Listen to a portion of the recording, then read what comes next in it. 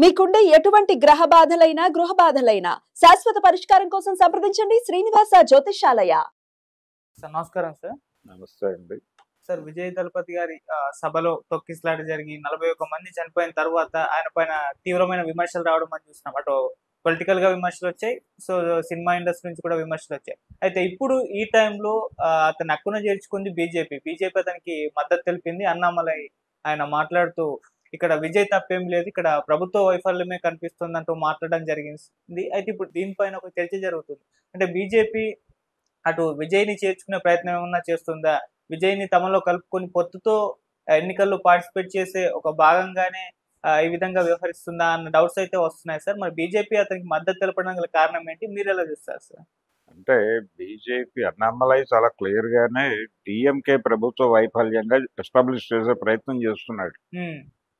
అంతే తప్ప విజయ్ పట్ల తామకేదో సానుకూలత ఉంది అన్నట్టుగా కనిపించడం వ్యూహాత్మకంగా తప్పవుతుంది. అంటే విజయ్ బీజేపీతోనే ఉన్నాడు, కానీ బీజేపీతో ఉన్నట్టుగా ప్రపంచానికి చెప్పాలని వాళ్ళు అనుకోవడం లేదు. ఓకే, ఇది రహస్య ఒప్పందం, రహస్య సంబంధంగానే ఉంచాలి అని అనుకుంటున్నారు. ఆయన కూడా అందుకనే చాలా పద్ధతిగా రాష్ట్ర ప్రభుత్వ వైఫల్యము అని ఎక్కువ ఎంబోజ్ చేసి మాట్లాడటం వెనకాల ఉద్దేశం అది.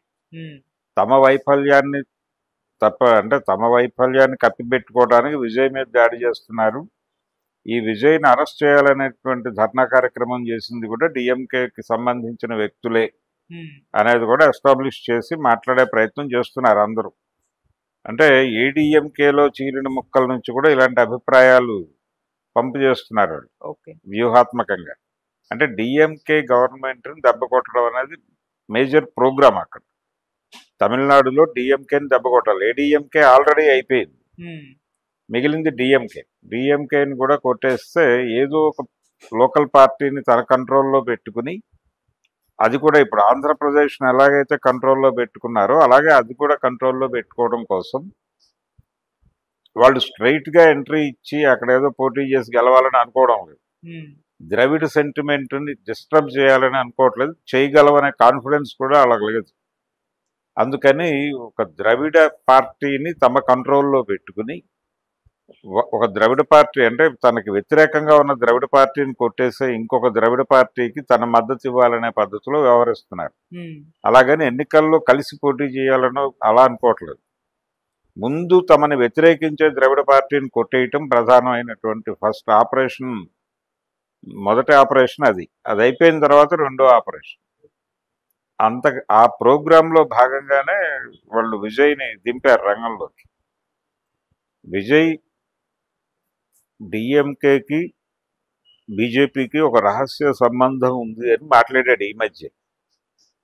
మరి దాన్ని ఎలా అర్థం చేసుకోవాలో ఇప్పుడు క్లారిటీ వచ్చేసింది అన్నామలై మాట్లాడిన తర్వాత.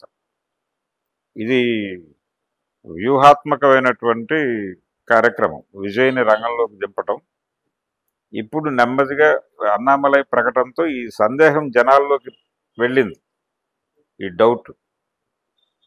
ఇది బి టీమా, ఇది దాదాపు బి టీమే దీని ప్రోగ్రామ్. అంటే ఆయన ఓపెన్గా ఒకటే మాట చెప్పాడు, డిఎంకేని అధికారంలోకి దించడం నా ఎజెండా, బీజేపీని కూడా వ్యతిరేకిస్తున్నారు నేను అని చాలా క్లియర్గానే చెప్పాడు విజయ్.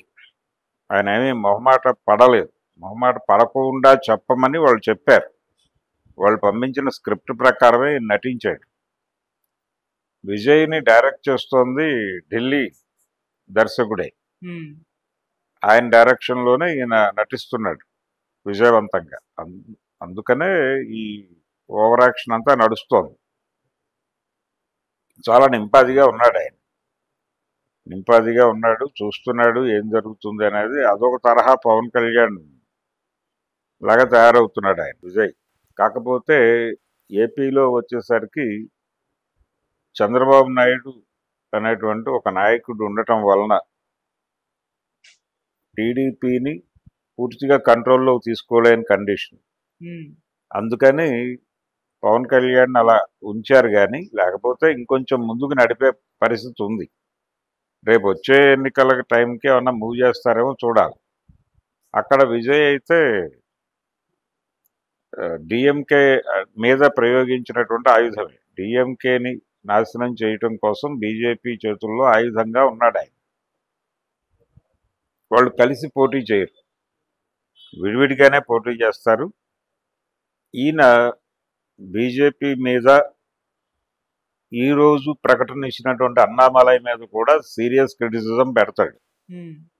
బీజేపీ కేంద్ర నాయకత్వాన్ని కూడా తిడతాడు. డిఎంకే బీజేపీ ఒకటే అంటాడు. ఇవన్నీ చెప్తాడు. ఈ చెప్పడం వెనకాల ఉన్న ప్రోగ్రాం డిఎంకేని దెబ్బకొట్టడం, డిఎంకే ఇంటిగ్రిటీని దెబ్బకొట్టడం, స్టాలిన్ని ముఖ్యమంత్రి పదవి నుంచి దించటం. ఈ కార్యక్రమం మీద ఈ ఆపరేషన్ కోసం నియోగించబడినటువంటి ఒక ఏజెంట్ ఆయన విజయ్. మరి ఎంతవరకు సక్సెస్ అవుతాడో చూడాలి. రేపు ఎన్నికల దగ్గరకు వచ్చేస్తున్నాయి తమిళనాడులో. అందుకనే ఈ సన్నాహక సమావేశం పెట్టింది కూడా ఆ ఉద్దేశంతోనే. ఈ మొబిలైజేషన్ ఇదంతా జరిపింది అందుకోసం. తీరా ఇదేమో ఇలా పరిణమించింది. దీన్ని కూడా ఏదో పద్ధతిలో వాడేసుకోవాలని ప్రయత్నం చేస్తున్నారు. ప్రభుత్వ వైఫల్యం కంటే కూడా పార్టీ వైఫల్యం అనేది మేజర్ అవుతుంది. దాని నుంచి ప్రజల దృష్టి మళ్లించడానికి ప్రయత్నాలు చేస్తున్నారు. చూడాలి ఏం జరుగుతుంది అనేది. కానీ సార్ నెక్స్ట్ ఇయర్ ఎలక్షన్స్ చూస్తే ఇంత పెద్ద ఇన్సిడెంట్, 41 మంది చనిపోయారు, ఆ వీడియోలు ఆ ఫోటోలు సోషల్ మీడియాలో వైరల్ అవుతున్నాయి. సో చాలా మంది విజయ్ మీద విమర్శలు చేస్తున్నారు. మరి అది పొలిటికల్ కెరీర్ కి ఒక ఫుల్ స్టాప్, పెద్ద దెబ్బ పడినట్టుగా అందరు చాలా మంది భావిస్తున్నారు. అంటే రేపటి రోజు ఏం ఓట్లు అడుగుతారు ఇంతమంది చనిపోయిన తర్వాత అని కూడా అంటున్నారు.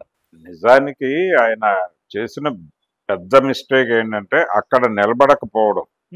ఇన్సిడెంట్ జరిగిన తర్వాత అక్కడే నిలబడి తన నాయకత్వంలో రెస్క్యూ ఆపరేషన్ జరగాలి. తను నిలబడి ప్రభుత్వాన్ని అదిలించాలి. తను స్పాట్లో నిలబడాలి. వెళ్ళిపోతే అలా గబుక్కున అక్కడి నుంచి రహస్యంగా వెళ్ళిపోయి విమానం ఎక్కేసి చెన్నై వెళ్ళిపోయి అక్కడి నుంచి ఏదో మా స్టేట్మెంట్ 6 గంటల తర్వాత ఒక ప్రకటన చేసి ఇవన్నీ ఇబ్బందికరమే. అంటే ఆయన సీరియస్ పొలిటీషియన్ కాదు, ఆయన నియోగించారు. ఆ నియోగించడం వలన అక్కడి నుంచి మ్యాప్ వస్తే తప్ప ఈయన బిహేవ్ చేయలేడు. అది మొత్తం ఓపెన్ అయింది ఇప్పుడు ఒక రకంగా. అతని బిహేవియర్లో నుంచి, ఇన్సిడెంట్లో నుంచి ఒక రకంగా ఇన్సిడెంట్ జరగటం అనేది. Okay sir, thank you so much. Thank you.